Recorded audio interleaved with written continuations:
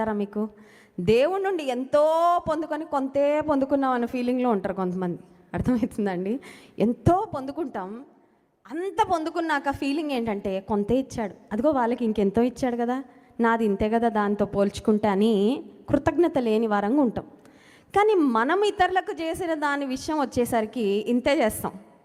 కానీ ఎట్లా ఫీల్ అవుతామంటే, లైఫ్ టైం అచీవ్మెంట్ అవార్డు ఇవ్వాలా, నేను వాళ్ళకి చేసిన సహాయం ఎంత పెద్దదో అన్నట్లుగా మనం భావిస్తూ ఉంటాం. ఈమె నిజంగా సత్క్రియలు, ధర్మకార్యములు బహుగా మంచి సాక్ష్యాన్ని పొందుకున్నట్లుగా వాక్యంలో మనం గమనిస్తున్నాం. ఇంకొక మాట ఈమెను గురించి మనం నేర్చుకోవాల్సిన ఇంకొక ప్రాముఖ్యమైన మాట ఏంటంటే, ఆమె చనిపోయిన తర్వాత 39వ వచనం, పేతురు లేచి వారితో కూడా వెళ్ళి అక్కడ చేరినప్పుడు వారు మేడగదిలోనికి అతన్ని తీసుకొని వచ్చిరి. విధవరాండ్రందరూ వచ్చి ఏడ్చుచు దోర్కా తమతో కూడా ఉన్నప్పుడు కుట్టిన అంగీలు వస్త్రములు చూపుచు. ప్రాణం లేదు, మనిషి లోకాన్ని విడిచిపెట్టి వెళ్ళిపోయింది.